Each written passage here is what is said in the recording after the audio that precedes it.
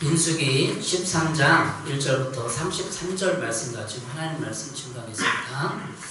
나눌 은혜 제목은 방황하는 그대에게 라는 제목으로 말씀 증거하겠습니다. 아까 찬양 예배 드릴 때 찬양 방황하는 나에게 주님 오셔서 그 찬양 같이 불렀죠. 그래서 방황이라는 곡을 불러서 우리가 찬양을 드렸습니다. 방황시가 있습니다. 읽어보겠습니다. 무엇이 옳은지 무엇이 그른지 모르겠다. 무엇이 바른지 무엇이 아닌지 모르겠다. 여기는 어딘지 방향은 맞는지 모르겠다. 목적지 없는 발걸음 나그네인가 방랑자인가. 이게 방황이라는 시입니다. 방황이라는 단어를 사전에 찾아보니까 분명한 목표를 정하지 못하고 어찌할 바를 몰라 갈팡질팡함이라고 나와 있습니다. 그러니까 갈팡질팡함, 목표를 정하지 못하고, 그리고 두 번째 의미는 이리저리 정처 없이 헤매며 다니는, 이게 방황의 뜻이에요. 그러니까 방황하는 청소년들 보면 밤 11시, 12시에 시내를 이리저리 정처 없이 헤매며 다니는, 이쪽 갔다 저쪽 갔다. 방황하는 사람들 많이 있습니까? 요즘에도 많이 있죠. 방황의 유형을 보면 청소년기에 방황이 있어요. 10대 질풍노도의 시기라고 하는데 청소년들이 방황을 많이 해요. 그렇죠? 그리고 인생의 방황이 있습니다. 무엇을 해야 하는가? 무엇을 내가 인생에서 해야 되는가? 나는 어떤 직업을 가져야 되는가? 방황해 보셨나요? 그렇게 이것저것 찾아보고 이거 기웃기웃 해보고. 또 신앙의 방향이 있습니다. 믿음의 방황. 그러니까 신앙이 너무 몸이 건조한, 교회를 다녀도 예배 들어도 느껴지지도 않고 좀 형식적인 신앙. 예수님이 내 죄를 보내줬다니까 교회를 가고, 교회는 어렸을 때부터 엄마가 같이 가자고 했으니까 가는 건데 왜 가는지도 모르고 그런 사람도 있어요. 그러니까 신앙의 방황도 있습니다. 그리고 사명부재의 방황. 사명이 없는 거예요. 사명은 영어로 미션이라고 하는데 나에게 맡겨진 임무가 미션이거든요. 그러니까 인생에서 나에게 맡겨진 임무를 깨닫지 못하고 방황하는 거예요. 저도 방황기가 있었어요. 심한 방황은 아니었는데 제가 20살 때부터 26살까지 방황을 좀 했어요. 20살 때 대학을 가는 거 아니었는데 대학을 못 갔습니다. 제가 26살 때 방황을 끝내야겠다. 그렇게 결정한 건 아니고 하나님 나를 부르신가 부르시지 않는가, 신학대학을 가야겠는데 내가 진짜 하나님을 신학 공부해서 목사가 되길 원하는가 생각을 26살 때 했어요. 그때도 많이 기회가 있었지만 금식 기도를 했어요. 일주일 동안 하나님 앞에 저기 가서 금식 기도를 하면서 하나님, 제가 진짜 목사가 되어야 되는 게 맞습니까? 저에게 그런 사명이 있는 겁니까? 하고 일주일 동안 금식했어요. 물을 먹으면서 금식을 하는데 3일째 되는 날 성경을 읽는데 엘리야가 엘리사를 부르는 장면을 가슴에 따갑게 와닿더라고요. 그래서 읽으면서 하나님 나를 부르시는구나, 목사하기를 원하시는구나, 복음 증거하기를 원하시는구나, 그런 걸 생각을 하고 금식을 마치고 내려와서 그해 27살 때 신학대학에 입학했어요. 공부를 해가고. 그때까지는 방황했어요. 군대도 가고. 그런데 제가 20살 됐을 때 고3 때 여기 인하대학 법학과를 가려고 하는데 떨어졌어요. 근데 그때부터 방황이 시작해. 나는 뭘 해야 되지? 자존심이 있어서 나는 서울대학 갈 거야. 서울대학 갈 거야. 욕심은 많아갖고 공부는 실력은 없는데 그렇게 막 생각을 하고 자존심이 있어도 나는 서울대학 갈 거야. 공부 열심히 할 거야. 그렇게 했어요. 그게 방황입니다. 방황. 자기 할 거를 못 찾고 무슨 직업을 가졌는지 모르고 26살까지 방황하는 거예요. 26살 봄에 안 되겠다. 군대도 갔다 왔는데 군대 갔다 와서도 막 방황하는 거예요. 이것도 해보고 저것도 직장도 가보고 공장도 가보고 안 되고, 그 신문 배달하면서 2년 3년 동안 서울대학을 가려고 신문 배달하면서 열심히 했는데 능률이 안 오고, 신문 배달 새벽에 막 3시에 일어나갖고 신문 배달하고 피곤해. 공부하려니까 피곤해. 자고 능률이 안 올라. 그 걱정해. 대학 등록금은 어떻게 하나? 늘 걱정해. 그러니까 능률이 안 오죠.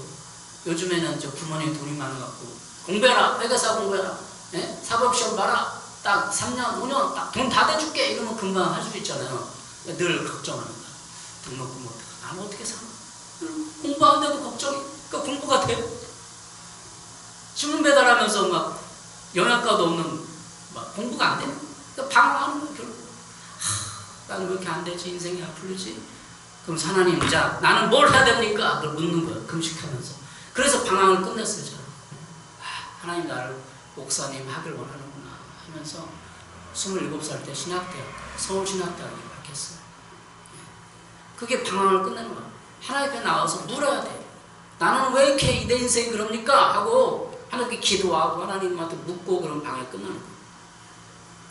방황의 고통이 있습니다. 사도 바울도 방황 무지 많이 한 사람. 신약성경을 쓴 사도 바울도 하나님이 그 주님을 만나기까지는 방황을 많이 했어요. 자기는 똑똑하다. 나는 바리새파다. 그러면서 율법을 그냥 통달하고 그때 막 선생님으로 추앙받고 젊을 때 20대 막 후반 30대 초반에 선생님이었어요. 사도계 아니 바리새파였어요. 사람들이 인정을 하고 율법 선생님하고 젊은데 선생님이라고 부르고 깍듯이 대우하고 대접해줘. 근데 자기는 방황하는 거야. 신앙의 방황이에요. 진짜 하나님을 모르고 하나님이 아닌 것을 쫓는 거야. 율법을 쫓는 거야. 예수님이 딱 주님이 나타나서서 바울아 그러는 거죠. 네? 가시체를 밟을지라도 너는 왜 이렇게 힘드냐 딱 질문하니까 그거 딱 거꾸로 하자고 무릎 꿇고 주님을 제대로 만나잖아. 그때까지 방황한 거야. 자기는 잘났어? 바리새파야? 율법에 통달했어? 선생님하고 추앙해. 이 다음에 제사장 될 거예요. 바리새파니까. 근데 그때까지 방황하는 거야. 성경에 방황에 대한 시편의 말씀이 있는데 방황의 고통에 대해서 잘 쓰고 있어요. 시편 107편 4절 5절이에요.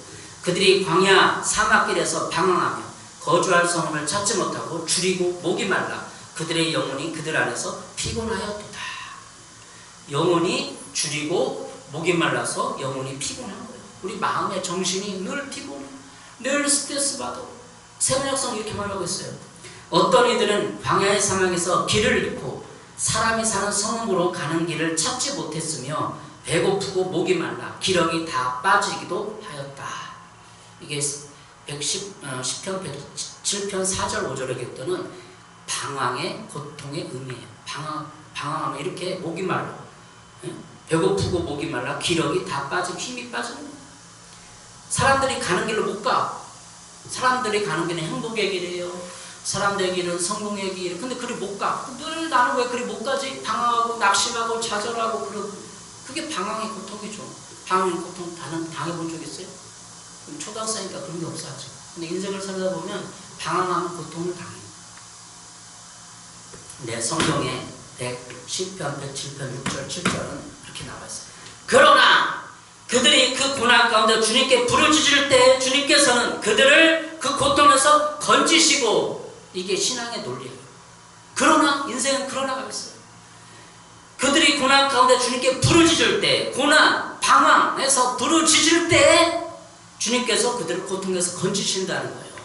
시편 107편 6절. 하는 사막과 같은 물도 없고 뜨겁고 고통스럽고 외롭고 절망하고 낙심하고 그런 상황 가운데 그러나 같다는 거예요. 신앙이에요. 주님이 그러나 우리에게 종지부를 찍을 날이 옵니다. 여러분에게도. 저도 27살 때 종지부를 찍었잖아요. 신학대학 입학하고. 여러분의 그런 날이 빨리 오기를 바랍니다. 방황을 이해하고 인생의 방황을 끝내고 싶진 않으십니까? 방황을 벗어나고 이길 수 있는 방법이 있습니다. 오늘 성경 본문에서 방황을 이해하고 방황은 왜 있는 것이고 방황이 무엇인가를 찾아보도록 하겠습니다. 그래야 방황을 끝낼 거 아니에요. 첫 번째, 인생의 땅을 탐지하는 훈련을 받습니다. 인생이라는 내 인생, 저도 50 넘게 살았거든요. 원래 한국나라 53인데 나이가 줄어서 50이래 많은지. 근데 살 만큼 살았잖아요. 뭔가 해볼 거는 해봤잖아요. 근데 내 인생을 되돌아보면 하나님이 훈련을 시킨다는 거예요. 사람의 인생을 통해서 땅을 탐지해보라는 훈련을 시킨다는 거예요. 오늘 민수기 13장 1절 2절이에요. 여호와께서 모세에게 말씀하여 이르되 사람을 보내어 내가 이스라엘 자손에게 주는 가나안 땅을 정탐하게 하되 그들의 조상의 가문 각 지파 중에서 지휘관 된 자 한 사람씩 보내라. 하나님의 말씀, 여호와 하나님이 이게 그 당시 모세에게 말씀했다는 거예요. 하나님이 한 말이에요. 하나님이 야 가나안 땅을 정탐해봐라. 모세에게, 모세가 최고의 리더였거든요. 대장이었거든요. 얘기를 한 거예요. 왜 정탐하게 하라고 했을까? 세번역 성경은 이 정탐을 탐지라는 표현을 탐지. 주께서 모세에게 말씀하셨다. 너는 사람들을 보내어 내가 이스라엘 자손에게 준 가나안 땅을 탐지하게 하여라. 각 조상의 지파 가운데서 지도자를 한 사람씩 보내라. 12지파가 있는데 12지파에서 한 사람씩 대장을 뽑아갖고 12명을 가나안 땅을 탐지하게 하라. 그 당시에 여호와 하나님이 모세에게 가나안 땅에 이제 들어가기 위해서 나왔거든요. 출애굽했거든요. 그래서 가나안 땅을 탐지하고 와라. 지금 뭐 첩보 이런 걸 보내는 거. 하나님은 왜 가나안 땅을 탐지하라고 하셨을까? 제가 월요일날 이 말씀 묵상하면서 생각을 해요. 왜 탐지하라고 했지? 왜 탐지하라고 했을까요? 그냥 전지전능한 하나님이면 그냥 싹 들어가서 싹 쓸어버리고 해야 될 거 아니에요. 근데 왜 하나님도 촉구병을 보내라고, 간첩들을 보내라고, 왜 그렇게 탐지하고 그 미리 가는 걸 뭐라고 해요? 답사팀. 하여튼 그런 걸 보내라고 할까? 하나님을 보내라고 했어요. 왜 보내라고 할까? 왜 보내라고 했을까요? 생각을 해봤습니다. 답은 없어요. 하나님은 그들의 반응을 보고 싶어서 그런 거예요. 창세기 15장 16, 18절에는 이 가나안 땅을 이미 아브라함한테 야, 이 땅 가나안 땅을 너네 후손들에게 너에게 주겠다 약속을 했어요. 창세기 15장 18절에 그날에 여호와께서 아브라함과 더불어 언약을 세워 이르시되 내가 이 땅을 애굽 강에서부터 큰 강 유브라데까지 내 자손에게 주노니. 이걸 창세기 15장을 아브라함 언약이라고 하는데 아브라함한테 그 이스라엘의 조상이 아브라함이거든요. 아브라함한테 이 땅을 주겠다 이미 약속을 했어요. 그러면 아브라함 자손들한테 손주들한테 야, 이 가나안 땅은 우리 거야. 하나님 우리에게 준다고 이미 약속했어. 쭉 유전대에서 내려왔을 거 아니에요. 그럼 이스라엘 사람들이 이 가나안 땅은 조상들 우리한테 준다고 약속했어. 다 알고 있는 거예요. 그 약속을 받고 그냥 들어가면 되는데 사람들 뭐 이렇게 들어가고 정복하면 되는데 왜 탐지하라고 했을까? 반응을 보고 싶은 거예요. 인생에 대한 반응을 보고 싶은 거예요. 결국은 우리가 우리 인생을 어떻게 생각하는가를 보고 싶은 거예요. 어떻게 반응한가를 보고 싶은 거예요. 조상 대대로 했던 아브라함의 언약을 믿는가 안 믿는가를 시험하여 보기 위해서 하나님이 정탐꾼을 보낸 겁니다.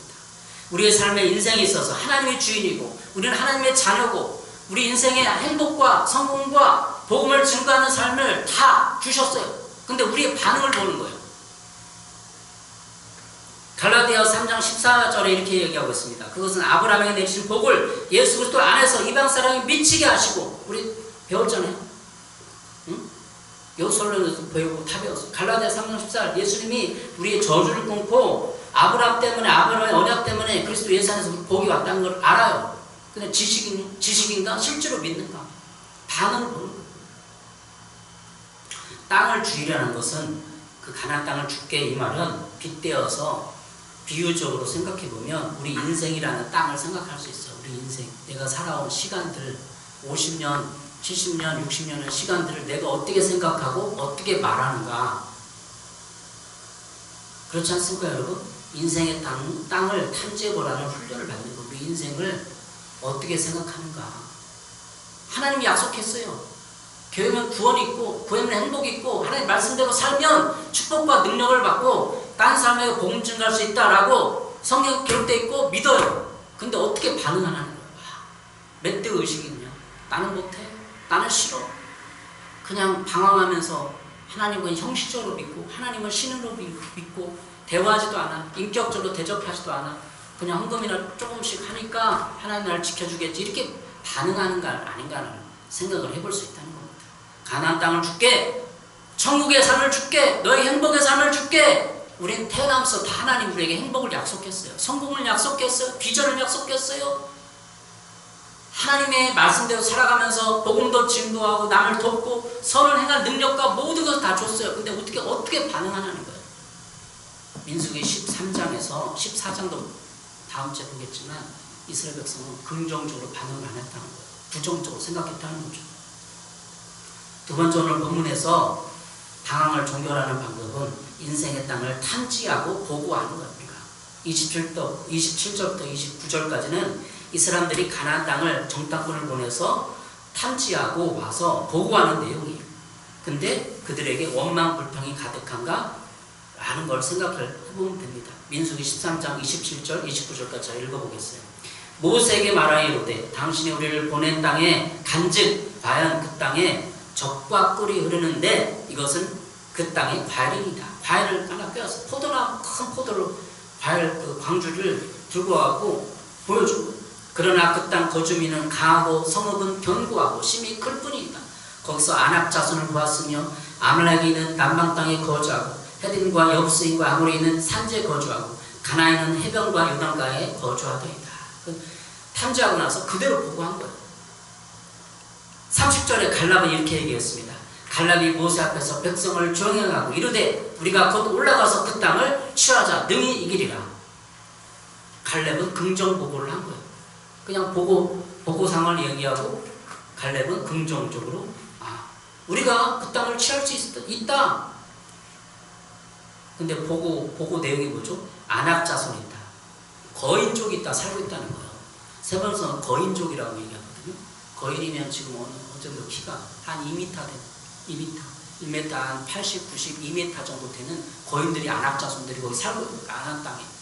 그러니까 12명이 보고하고 저 사람도 우리가 싸워서 져요. 안 돼요. 그렇게 열등감에 빠져있고 낙심이 있고 그런 상황인데 갈렙만이 우리가 싸우면 이깁니다. 저 땅 우리 겁니다. 라고 얘기하는 거예요. 세 번째 오늘 본문에서 보면 그들은 악평을 보고했다는 겁니다. 인생을 악평하며 생각하고 있지 않은가 생각을 해본다는 것이 오늘의 신앙적 의미예요. 31절, 32절입니다. 그러나 그와 함께 올라갔다 온 사람들은 말하였다. 우리는 도저히 그 백성에서 쳐 올라가지 못합니다. 그 백성은 우리보다 강합니다. 이게 보고 내용이에요. 보고 내용에다 해석 내용이 해석. 그들 백성은 가나안 때 살고 있는 원주민 우리보다 강합니다. 그러면서 그 탐지한 땅에 대해 나쁜 소문을 퍼뜨렸다. 그들은 이스라엘 자손에게 그 땅에 대해 이렇게 말하였다. 우리가 탐지하려고 두루 다녀본 땅은 곳에 사는 사람들을 삼키는 땅이다. 또한 우리가 그 땅에서 본 백성은 키가 장대 같은 사람들이다. 설명성경은 키가 장대 같은 사람이다.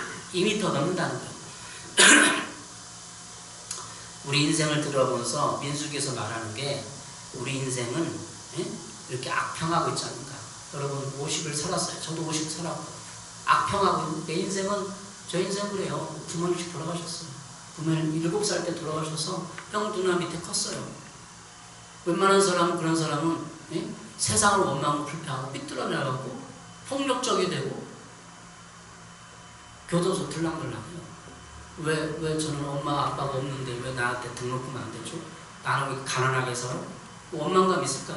근데 저도 원망감 있어요. 근데 예수님을 중학교 2학년 때부터 믿고 내 안에 예수님의 주인으로 모시고 하나님을 아버지로 삼고 감사하기 시작했어요. 야, 그래도 감사하다. 내가 하나님 아버지를 알았는데 그렇게 반응을 하는 거예요. 여러분 흙수저예요? 금수저예요? 다 흙수저. 다 흙수저. 서민들은 다 흙수저. 나는 왜 금수저인가 원망해보세요. 사람들은 금수저인데 그게 인생을 해석하는 민수기의 의미예요. 악평하고 있는가? 선평하고 있는가? 악평 보고를 하고 있는가? 내 인생 50까지 살았는데 친구들한테 얘기해. 야, 내 부모님이 그런 얘기 많이 들었어요. 좀 어렸을 때 형님들을 주위에서 술 마시며 사는 얘기가 늘 악평이다. 뭐 두 쪽밖에 안 받았고 재산을 못 받아. 큰 인생 다 술 마시며 쓴맛 하면서 다 악평을 보고하는 거야. 악평.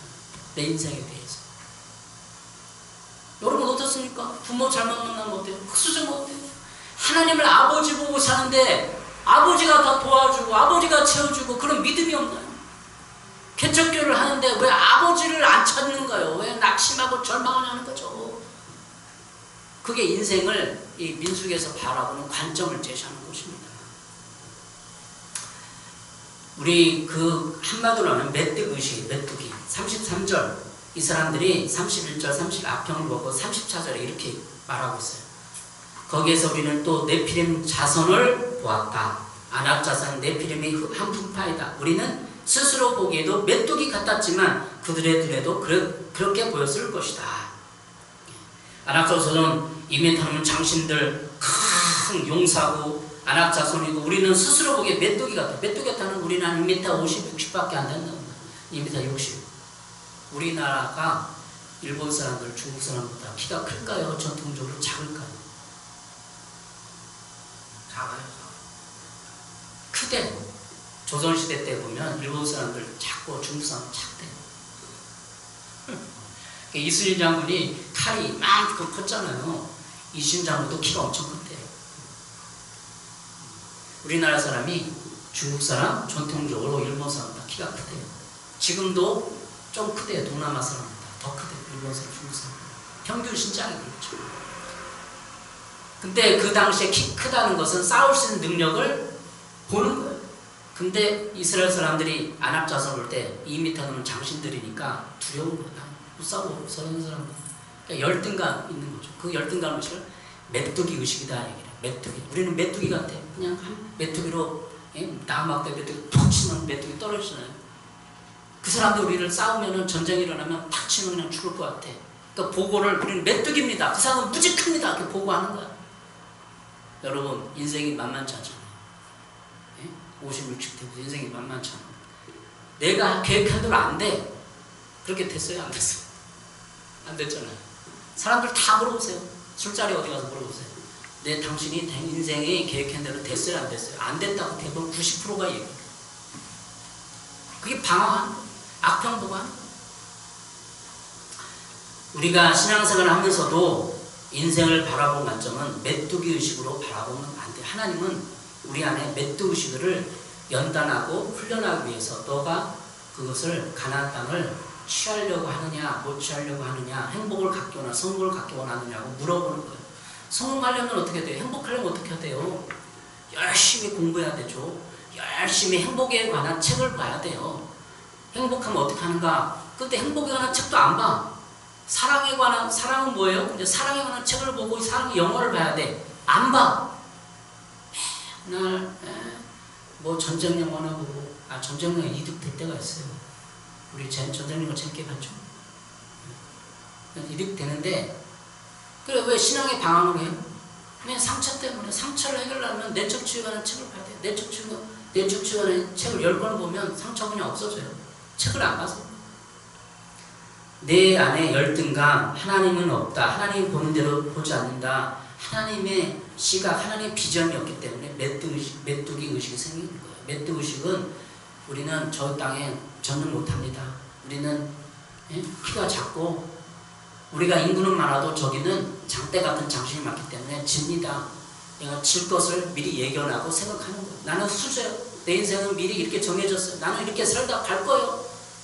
묻지 마세요. 나는 술 한잔하고 즐겁게 그냥 이렇게 살 거예요.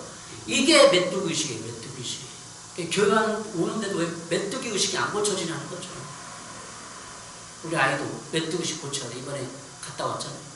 메뚜기 의식을 고쳐야만 내가 사자같이 포효하면서 인생을 살아갈 수 있는 것입니다. 빌립보서 4장 11, 13절에 이렇게 말하고 있습니다. 내가 궁핍해서 이렇게 말하는 것이 아닙니다. 사도 바울의 고백이에요. 나는 어떤 처지에서도 스스로 만족하는 법을 배웠습니다.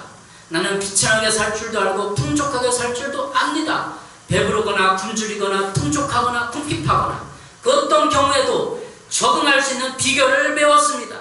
나에게 능력을 주신 분 안에서 나는 모든 것을 할 수 있습니다. 이게 갈렙이 말하는 성공의식이에요. 비전의식이에요. 하나님이 능력을 주면 나는 모든 것을 할 수 있습니다. 이게 기독교의 의식이에요. 우리 다 그런 의식이 있어요. 하나님이 능력을 주면 여기서 100명 모일 수 있고 부흥할 수 있고 전 세계에 영향 있는 교회가 될 수 있어요. 이게 우리의 비전이어야 돼요. 하나님 능력 주시면 그렇게 할 수 있어요. 하나님이 능력 주시면 우리 행복할 수 있고 성공할 수 있고 남을 도울 수 있고 가치 있고 행복한 인생을 살 수 있다. 이게 하나님 주신 만족 비전이에요. 자신감이에요. 여기로 우리는 가야 됩니다. 방황의 이유는 뭐예요? 방황의 이유? 모든 방황의 문제는 하나님이 주신 땅을 악평하는 것입니다. 내 인생을 악평하는 거예요. 나는 이렇게 건강이 안 좋아요. 나는 이런 집에서 태어났어요. 늘 엄마 아빠한테 폭력을 당했어요. 누구한테 폭행을 당했어요. 형이 도와주지 않아요. 저는 형이 한 명도 안 도와줘요. 누가 가족들이 저를 도와줘요? 안 도와주잖아요. 배척교환한데. 그런데도 그렇게 보고하면 안 된답니다. 긍정적으로 보고하라. 그래도 형님 누나들이 있어서 나를 어렸을 때 돌봐주고 키워줬어요. 너무 감사해요. 내 인생 형님 누나들 때문에 뽑혔어요. 누님이 있어서 그래서 부천에 살아서 교회 가끔 오고 헌금도 해주고 있어요. 너무 누나 잘 뒀어요. 이렇게 보고하라는 거예요. 그렇게 보고했어요. 형님 있는 걸 감사하고 형님이 도와준 걸 좋아했어요? 감사했어요? 안 했죠. 그렇게 해야 돼요. 형님들이 그래도 내가 명절 때 신학생 때 명절 때 추석에 갔는데 형도 얼마나 힘들게 살아요. 가족들 부양하고. 근데 주머니에 털털 틀어갖고 야 너 저 좀 사고 너 차비 없니? 힘들게 표정이 좋지가 않아. 주머니에 딱 해갖고 딱 차비해라 5만원 내주더라고. 신학생 때 그 기억에 나. 너무 감사하고. 근데 그걸 악평 보고 해봐요. 형 잘 사는데 나한테 등록금 안 보태주고 형님들이 그럴 수 있어? 이렇게 악담을 품으면 어떻게 내가 죽어 내가. 악평 보고 하면 잘 보고 해야 돼. 하나님한테 잘 보고 주위 사람한테 잘 보고하고. 하나님이 주신 땅은 가정환경, 부모, 부부, 자녀, 나의 소유, 나의 지능, 나의 학력을 말하는 것입니다. 하나님 주신 땅이 뭐라고요? 가정환경, 부모, 자녀, 나의 소유, 지능, 학력을 말해요. 그러나 하나님은 하나님을 사랑하면 악한 평가가 사라지고 밝고 긍정적으로 살아갈 수 있어요. 내 환경이 얼마나 안 좋았어도 내 부모님이 나에게 악담을 하고 저주를 하고 후드로 패고 폭력을 했어도 학대를 받았어도 하나님을 사랑하면 하나님을 믿으면 우리는 악평 보고 할 수가 없어요. 왜? 하나님 나를 사랑해서 건져줬으니까. 저로부터 건져줬으니까. 하나님의 사랑 알기 때문에 밝고 긍정적으로 살아갈 수 있는 것입니다. 우리 희수와 하불타 캠프를 갔다 왔어요. 근데 가장 좋은 거 배웠어요. 쉐마를 배웠어요. 쉐마가 신명기 6장 4절부터 9절 말씀이에요. 쉐마가 인생의 방황에 종지부를 찍게 해주는 말씀이에요. 방황을 멈추게 합니다. 이스라엘 들으라. 들으라가 쉐마거든요. 우리 하나님 여호와는 오직 유일한 여호와시니 너는 마음을 다하고 뜻을 다하고 힘을 다하여 내 하나님 여호와를 사랑하라. 이게 우리 인생의 쉐마. 들어야 되는 가장 방황을 종지부를 끌 수 있는 거예요. 하나님을 사랑하면 내 안에 악한 감정, 누구를 미워하고 증오하고 원망하는 그 감정들이 사고방식들이 사라지는 거예요. 사랑하면 하나님을 사랑하면 그렇게 되는 거예요. 왜 부모의 저주를 못 끊어요? 부모가 했던 생활 습관, 말, 행동을 왜 못 끊냐고요? 부모를 하나님을 안 사랑하니까 그래. 끊어보세요. 부모의 했던 답습했던 말, 행동, 저주들을 끊고 나는 그렇게 안 살겠다. 뒤돌았어요. 부모한테. 부모가 늘 어렸을 때 나한테 악담을 했어. 막 저주를 했어. 막 욕을 했어. 거기서 뒤돌아서야지. 하나님 만났는데 나도 내 애한테 하면 안 되고 사람한테 그렇게 악담을 품으면 안 되는 거예요. 부모 했던 말은 싹 뒤돌아봐야 돼. 하나님 아버지를 있어요. 뒤돌아보니까 그렇게 볼 수 있어요. 여기는 부모님이 계셔. 부모님이 내 의식과 감정과 무의식에서 자꾸 역사를 해. 자꾸 이렇게 충동질해. 근데 하나님의 교육은 하나님의 아버지가 자꾸 충동질해. 하나님의 성령으로 그렇게 살면 안 된다. 하나님을 사랑해라. 이웃을 사랑해라. 그러면 나는 이렇게 하나님을 사랑, 이웃을 사랑하는 방향으로 내 생각과 감정이 방향을 틀면 거기에 영향을 받는 거예요. 뒤에는 누가 있어요? 부모님들이 있어요. 부모님들이 악담하고 저주하고 내 친구들이 놀리고 약올리고 그런 게 감정들이 있어요. 근데 뒤돌아서야 돼. 교회 와서 뒤돌아서 하나님께 반응하면 하나님이 긍정적인 감정을 주시고 평안을 주시고 기쁨을 주시고 격려를 주셔요. 그러면 내 인생은 어떻게 되는 거예요? 방황을 종지부를 끊을 수 있는 거예요. 신앙 안에서 예수님들 믿는 사람들 왜 방황하느냐? 그냥 형식적으로 사니까. 근데 세상 거 또 잡고, 세상 거 우리 부모가 했던 말, 누가 친구가 했던 말을 또 잡고, 막 감정을 막 폭발시키고, 그렇게 하고 약 올릴 거 생각하고, 그러니까 자꾸 거기 못 끊는 거예요. 끊어야 돼, 저주를. 그래서 하나님, 나는 방황을 종지부를 끊겠습니다. 결단하고 하나님을 바라고 하나님을 사랑하면 끊어집니다. 인생의 땅을 탐지해보라는 훈련을 받아요. 인생을 돌아가서 정리하겠습니다. 네 인생은 어떻게 생각하니? 네 부모는 어땠어? 네 친구는 어땠어? 넌 얼마나 소유하고 부모의 재산을 받았어? 사람들이 묻잖아요. 때로는 내가 스스로 대답을 해야 돼. 부모님 한 푼 안 받았어도 그 강당에서 말하는 게 두 쪽밖에 안 받았어도 부모님이 나에게 늘 잘해줬어요. 부모님이 먹이고 입혀주고 사랑을 많이 받았어. 이렇게 보고 안 하는 거예요. 인생을 그렇게 해야 생각을 하고 보고를 해야 하나님 그 보고에 가나안 땅을 들어가게 해주는 거예요. 보고 내용을 살펴보니까 나한테 내 인생을 푸념했던 거, 원망했던 거를 생각하고 정리하시고 악평보기에서 인생을 악평하며 생각하고 있지 않은데 뒤돌아봐야 됩니다. 인생은 좋은 것이고 행복한 것입니다. 왜냐하면 하나님의 살아있기 때문에 하나님 우리의 목자가 돼서 우리 인도하고 있기 때문에 인생은 좋고 행복한 것이에요. 저도 인생을 해석하면 나쁘게 많이 해석할 수 있어요. 청소년기 때는 막 악이 올라와. 악이 잡히면 한 대 팍 쳐버려야지. 막 악이 올라와. 그도 막 그렇게 다녔어. 분노가 있으니까. 근데 교회 가서 주님 앞에 꺼내놓고 여러분은 다 분노 있을 줄 알아요. 지금 무의식에 쌓이는 무의식에. 그러나 뒤돌아서서 하나님을 만나면 우리 얘기 들었잖아요. 교도소에 그 박종민 씨 목사님 얘기했잖아요. 교도소에 예배드림 하는데 물어봤대요. 이 사람들은 다 자기가 억울하다고 생각한대요. 교도소에 있는 감옥에 있는 사람들이. 우리는 어떻게 해요? 다 나는 죄인이야. 하나님 앞에 다 목사님은 죄인이에요. 난 마음속으로 죄 많이 져요. 인정을 하는 거예요. 근데 교도에서 나는 억울하다. 억울해. 막 억울해. 부모 잘못 만났고. 그러면 인생이 가나안 땅을 못 들어가요. 가나안 땅을 상징하는 거예요. 천국이에요. 천국. 상징하는 게 천국입니다. 천국 못 들어가요. 진짜 어려워요. 나는 죄인입니다. 나는 나쁜 놈입니다. 죄를 져서가 아니라 내 마음속에는 악이 들고 있고 분노가 들고 있고 그래요. 원망감이 들고 있고 하나님 나를 도와주세요. 손을 내밀면 하나님이 손을 잡아줘서 천국에 가는 거예요. 그래서 우리는 죄인이에요. 다 주님 앞에 죄인이고 우리의 유년시를 들어봤을 때 저도 악평할 수 있는 건덕지가 무지 많아요. 그러나 저는 감사해요. 그런 환경 속에서 하나님이 나를 그런 가정에서 보냈지만 여러분도 어떻습니까? 방황의 종지부는 예수 그리스도예요. 예수 그리스도를 받아들이고 예수님이 뭐 했는데 내 죄를 위해서 십자가 죽었어요. 죄가 뭔데?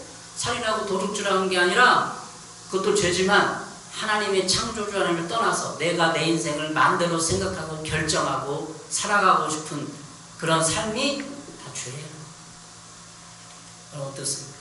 오늘 처음 나오셨는데 예수님을 주인으로 모시고 싶지 않으세요? 이제 방황을 끝내야 될 거 아니에요. 이제 방황을 좀 끝내고 하나님 아버지를 모시고 예수님이 내 죄를 인생 이에서 죽었다는 것을 믿고 고백만 하면 내 죄 문제가 해결되기 때문에 나는 하나님을 바라보면서 빛된 삶으로 긍정적인 삶으로 방향 전환을 가능하다는 게 방황의 종지부를 끊는 거예요. 그렇게 살고 싶으세요? 예수도 그렇게 살고 싶으세요? 하나님을 사랑하면 되는 거예요. 근데 부모들이 내 과거의 삶에 자꾸 우리가 충동질해. 야 그렇게 살았는데 너 원수 갚아야 돼. 원수 갚아야 된다는 현수 그렇게 많잖아요. 학폭하는 그런 거. 누가 나왔어요? 송혜교가 나와서 자꾸 원수 갚아라 10년 동안 칼을 갚았어. 그게 중국의 무협 영화, 무협 소설에서 그러잖아. 10년 동안 칼을 가는 거야. 내가 어렸을 때 부모님이 죽은 걸 봤어. 칼을 가고 무술 익혔어. 강호의 고수가 됐어. 이제 원수 갚잖아. 그거랑 똑같은 거예요. 송혜교 영화나 중국 무협 영화나 똑같은 거예요. 줄거리가. 하극판 송혜교 무협 송혜교가 보니까 너무나 그 드라마에서 어떻게 그렇게 말할 수 있을까? 나는 그게 진짜 작가가 그렇게 쓸 수 있는가 생각해봐. 표정 하나, 얼굴 하나 안 변해. 그 친구 앞에서 얘기해, 복수하는데. 그 작가가 어떻게 그걸 썼을 것 같아요? 그 사람들은 그냥 그걸 보시면 안 그래요. 실제 그렇게 칼을 갖고 복수하면 얼굴이 이그러지고 천사의 얼굴이 아니에요. 악마의 얼굴이지. 악마의 얼굴이지 천사의 얼굴이 아니에요. 착각하는 것 같더라. 대중이 그걸 못 보는 거예요. 그 정도 원망과 분노를 가지고 있으면 얼굴이 이렇게 천사처럼 숙녀처럼 이쁘지가 않아. 다 이렇게 인상 찡그리고 폭력배처럼 그렇게 얼굴이 되는 거예요. 아니 10년 동안 악을 품고 사람 죽이려고 복수하려고 칼을 갈았는데 얼굴이 어떻게 이쁠 수가 있어요? 그렇지 않아요? 그런 거예요. 그러니까 우리는 원망을 내려놓고 인생의 방황을 끝내시기 바랍니다. 예수님께 되돌아와서 나의 죄를 위해서 죽었다면 고백하고 하나님을 주인으로 섬기면 인생의 방황이 끊어지는 것이죠. 어떻게 그렇게 살아보시겠습니까? 처음 오셨는데. 네, 이해가시죠? 그럼 저를 따라해 주세요. 예수님, 저의 주인으로 살고 싶습니다. 나는 주인이 없었어요. 내 인생 마음대로 살아봤어요. 근데 되는 게 있었나요? 이제 종잡을 끊을게요. 내가 주님을 하나님으로 인정하고 내 죄를 위해서 죽었다는 것을 받아들이고 고백하겠습니다. 따라해 주세요. 주 예수님, 따라해 주세요. 다 같이 따라해서 주 예수님, 저는 주님을 믿고 싶습니다. 인생을 너무 방황했습니다. 낭비했습니다. 이제 창조주 하나님께 돌아와서 예수님이 나의 죄를 위해서 십자가에서 죽으시고 집값을 지불한 것을 믿습니다. 받아들입니다. 내 인생의 주인이 되어주세요. 하나님을 주인으로 모십니다.